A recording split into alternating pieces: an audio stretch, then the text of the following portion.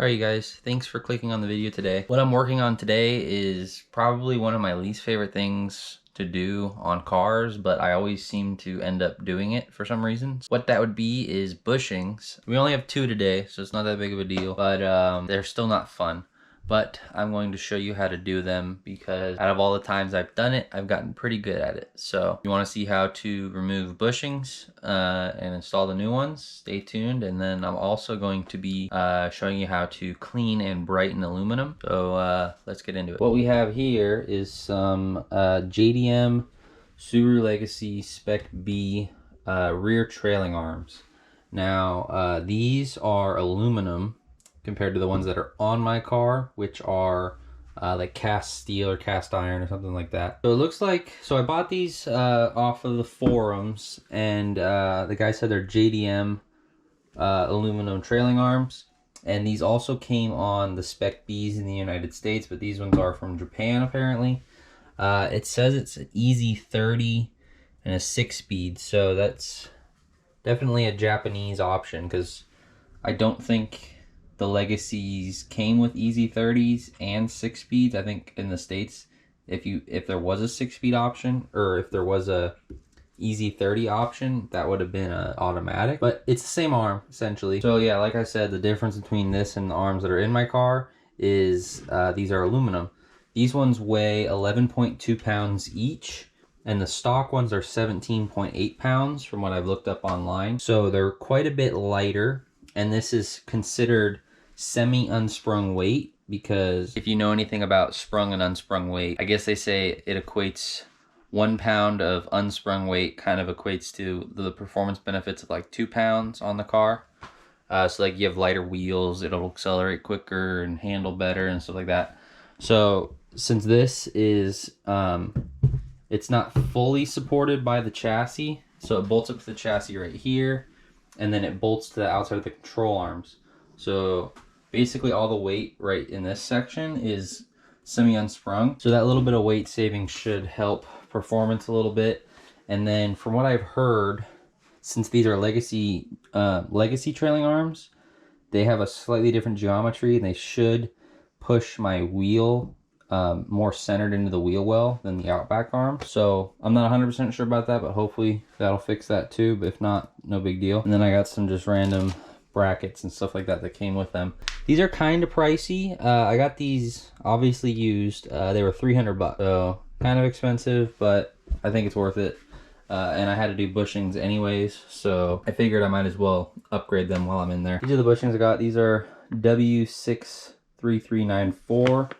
And those are the bushings that go right in here on the end. And then I got these ones, which are W63398, and these are the main trailing arm bushings that go up the front here. Now what's in my car right now, I have some energy suspension bushings, but the main trailing arm one is a one-piece design, so it just kind of slips through. So with that design, the edges that hold the bushing in place, they can't be too aggressive because it has to slide through the smaller hole, and I've been having issues with it popping out. So the whole bushing will just pop out of place, and the trailing arm will be riding like on the inside of the bushing, and my wheel is like crazy towed in. So I was like, all right, time to get better bushings. So we got these ones here. So these bushings from Whiteline, they're 2-piece design, and you can see the lip on them is a lot more aggressive. So these have no reason to pop out. So these ones should work a lot better and should hopefully handle better and not pop out. Now obviously these need to be cleaned up, but what I'm going to do first is I'm going to remove the bushings because that might get a little messy. And then once those are out and we're just bare aluminum, I'll start degreasing it, and then we'll do some aluminum brightener on this. So really all you need to do this is some sort of torch. Map would probably be better, but I'm using this propane because that's what I got. Hacksaw or sawzall, some sort of metal saw, and some pliers. So basically what we're going to do is we're going to use the torch to heat up this inner ring. You've probably seen people like actually light this stuff on fire and let it just burn out, but you don't want to do that because it's, you know, messy, it's bad for the environment. So all you need to do is heat up this inner metal sleeve, and that'll melt the rubber around it, and it'll allow you to pull this out. And then you can use the Sawzall to like cut into the rubber, and then cut the outer metal sleeve just enough that it makes it go smaller, and then you could hit it out. And that works pretty well. That's the best technique that I've found for it. If you have access to like a hydraulic press or something, that'd be even better. But I don't, so I'm just gonna do the tried and true way that I found that works, which is this one.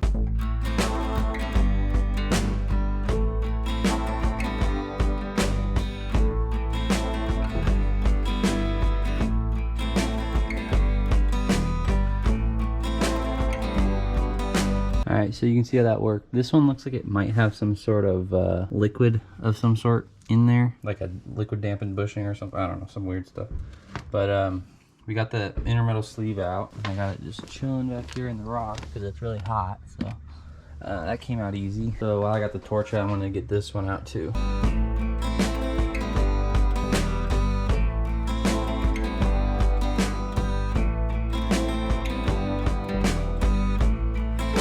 And now we let that cool off, and then we can start cutting away at some of this rubber.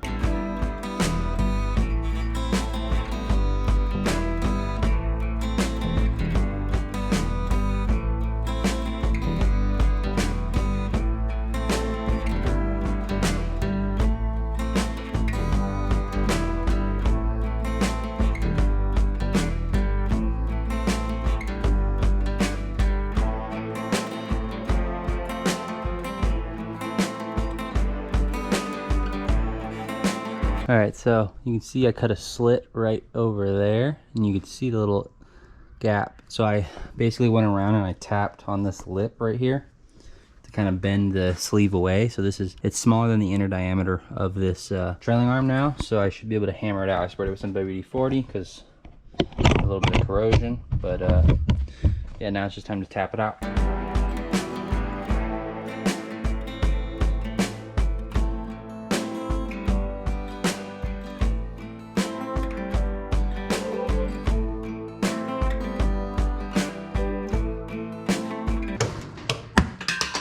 This one I probably didn't need to burn out the center because I just went in from the side because I didn't feel like cutting out. Like you can see, I started to cut out a groove for it, but I just went in from the side. But there's the slit that I cut, and I made sure I didn't cut too far into the actual arm. I don't even see where I cut into the arm actually. I think it's a little spot, but you can barely see it. There's a little groove right there. It's just barely a scratch, but I've gotten pretty good at not going into it. You kind of know when the saw's gotten through the outer sleeve of the bushing because it'll actually pinch the saw blade once it's disconnected because the spring pressure is compressing it now, so it'll grab the edge of the blade. So once it gets really hard to pull the blade through, you know it's through and you could stop.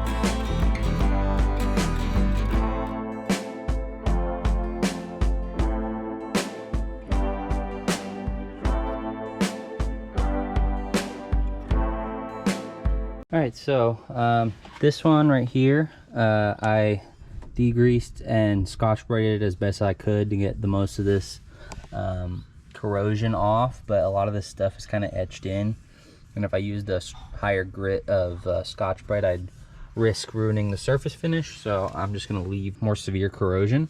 But and then I sprayed it with some aluminum brightener. So just to show you guys the comparison before I spray this one, I Scotch-Brited this one and degreased it, and that's the difference. So this one's way cleaner looking, way brighter, and it's basically like an acid you spray on this. So I have a video that I did with the old Subaru engine block. I'll put a card up there so you guys can check that one out. It's more detailed on how to do the aluminum brightening. This one seems to have turned out better than the Subaru engine block did. So I'm gonna go spray this one with acid or aluminum brightener real quick.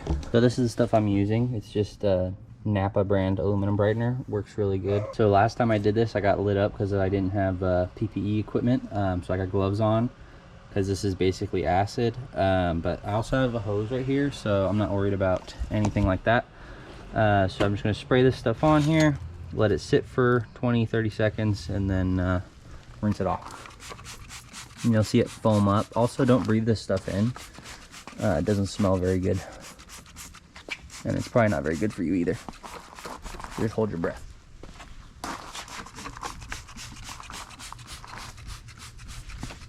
Alright. So you can see it's foaming up. And then we just let this sit for 30 seconds. So once you spray this stuff on, you just let it sit for 30 seconds. So after that, we're left with two very shiny, not brand new looking, but close enough because they're going underneath the car. Yeah, I think these turned out pretty good. They cleaned up okay. I mean, they're probably over 20 years old, so they look pretty good for that. Installing the bushings is pretty simple. The larger bushing just goes on the inside, and the smaller bushing goes on the outside. So you can see this is the larger bushing, this is the smaller bushing, and these are pretty easy to put in. So here's the inner side, and this should just slip in. I don't think I'll need any grease. Yeah. Here we go. That one's in, and then flip it over. And then the smaller bushing.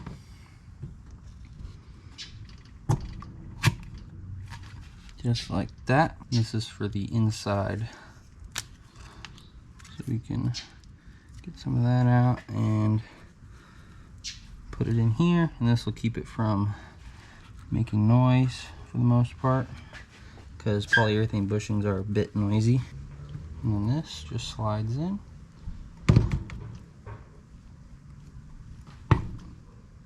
Just like that. So this bushing that goes right here is the same deal. You want the small side to be facing the rear of the vehicle and the large side to be on the inside towards the front of the vehicle. And then this one has a one extra step. These little holes up here, you want those to be vertical. So let's get this apart.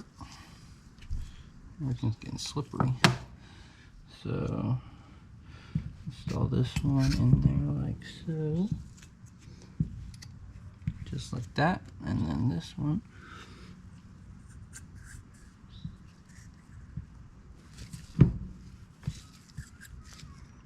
Just like that.